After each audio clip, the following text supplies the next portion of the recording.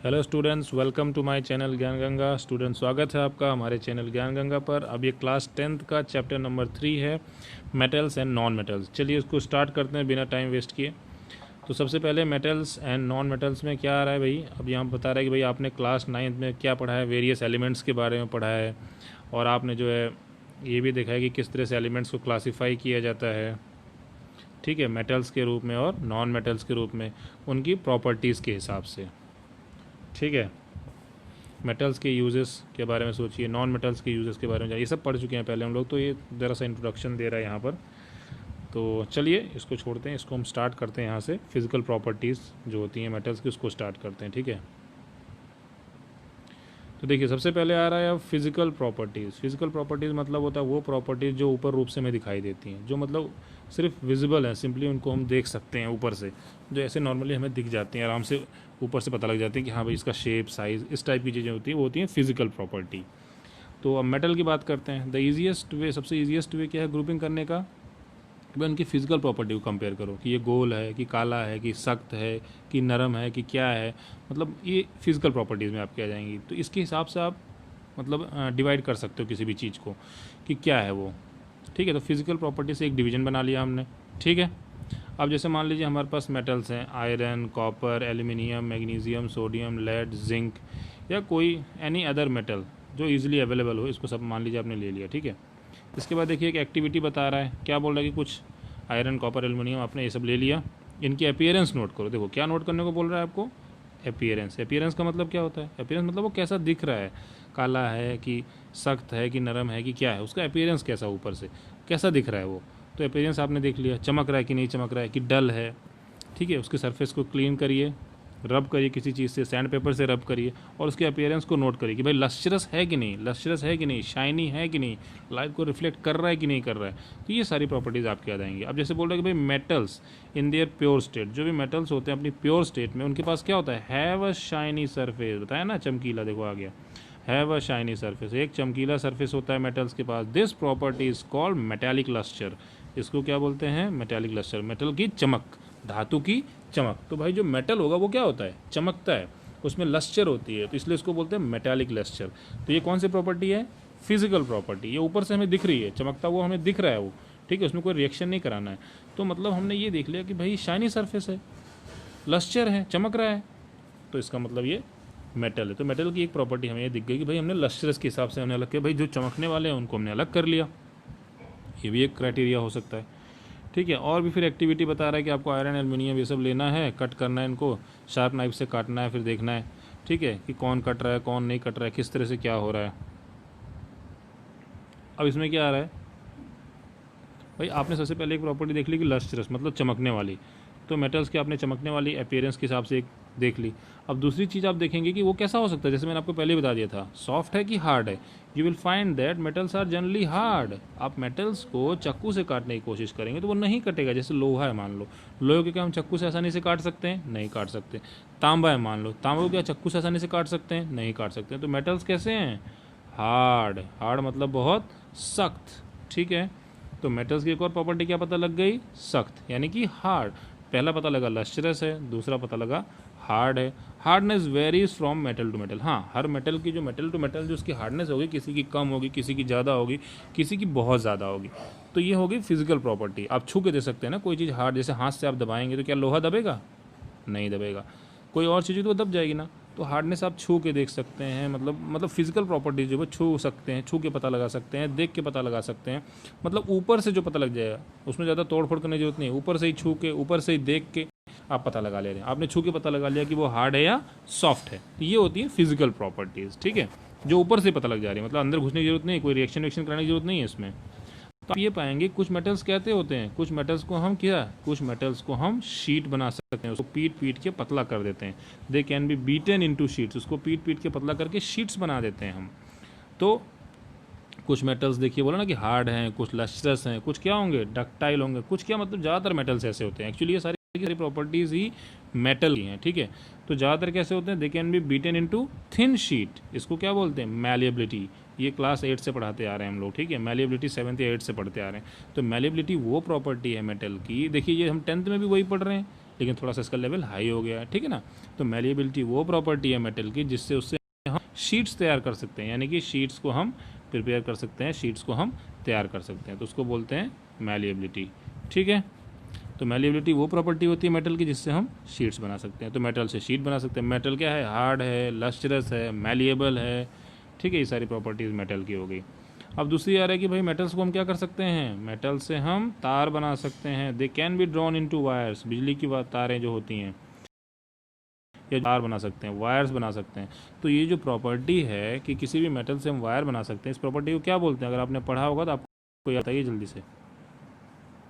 जी हाँ, इसको बोलते हैं डक्टिलिटी। डक्टिलिटी का मतलब होता है किसी भी मेटल से हम उसका तार बना सकते हैं, वायर्स बना सकते हैं। They can be drawn into wires, they can be drawn into thin wires, that is why या this is the property called as ductility. तो मेटल्स क्या होते हैं, डक्टाइल होते हैं, इसलिए उससे हम आसानी से तार भी बना सकते हैं।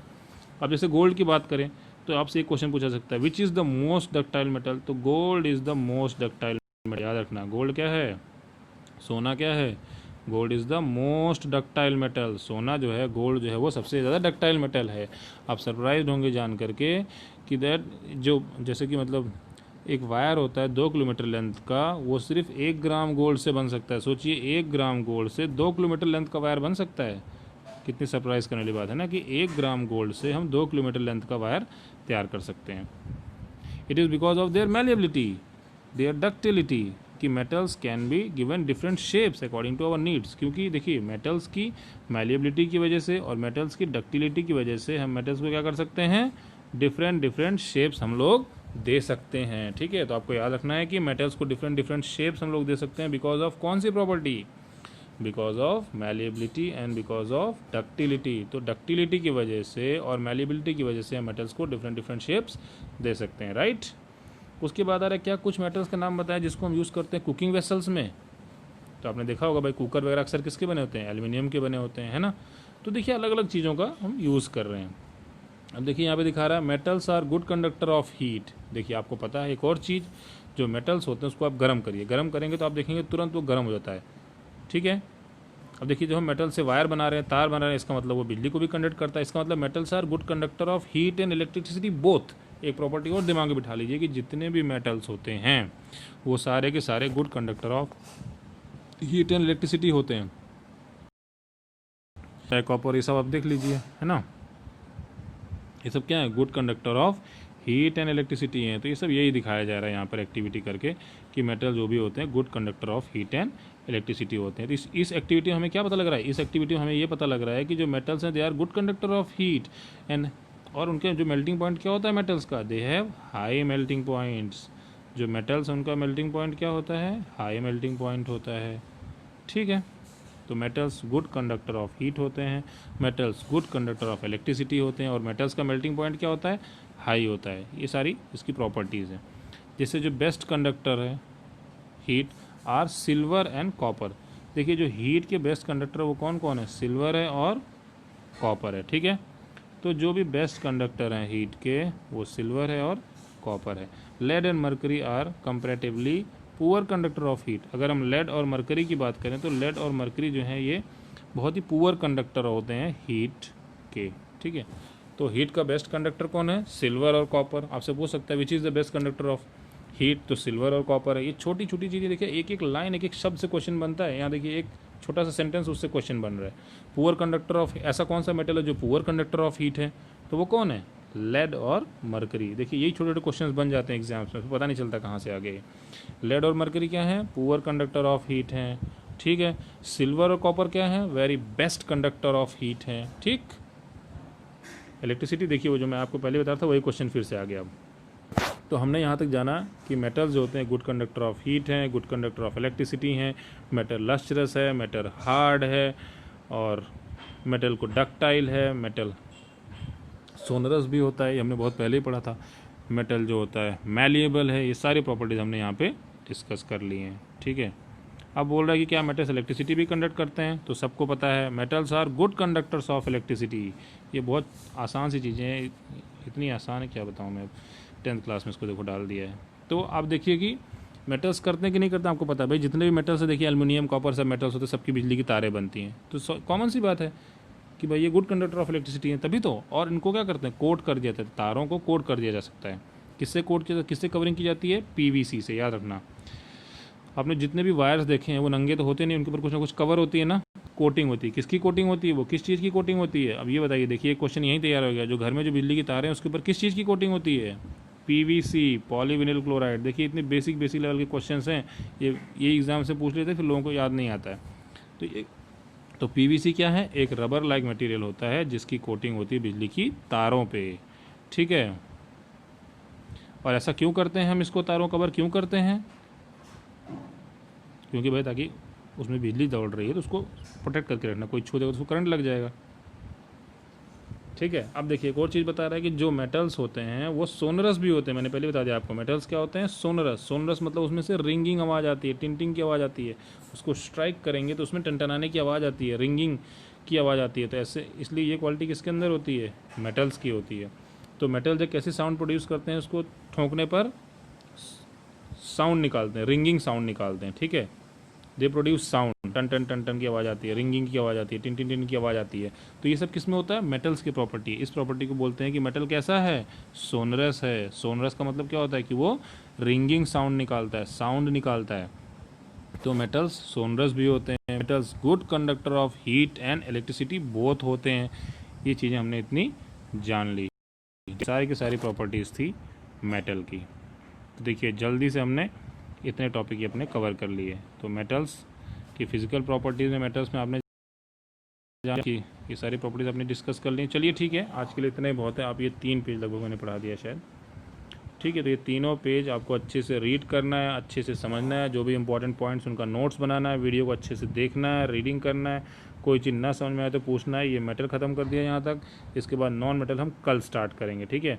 नहीं तो सब कंफ्यूज हो जाएंगे आप मेटल्स को पढ़िए, समझिए, रीड करिए, वीडियो को देखिए। कोई चीज़ ना समझ में आए तो पूछिए। बहुत ही आसान चैप्टर है ये सब बेसिक लेवल की साइंस है जो पुरानी क्लासों में आपने पढ़ा है 6, 7, 8 में, वहीं से उठाया है काफ़ी कुछ, ठीक है। तो ये बेसिक चीज़ के बाद आएंगी अच्छी चीज़ें। तो इतना आप पढ़ लीजिए, समझ लीजिए, फिर कल मिलेंगे नेक्स्ट वीडियो में नॉन मेटल्स के साथ। कल डिस्कस करेंगे नॉन मेटल्स में क्या है आगे, ठीक है। तो चलिए स्टूडेंट्स, आज के लिए इतना है, मिलते हैं नेक्स्ट वीडियो में। Thank you.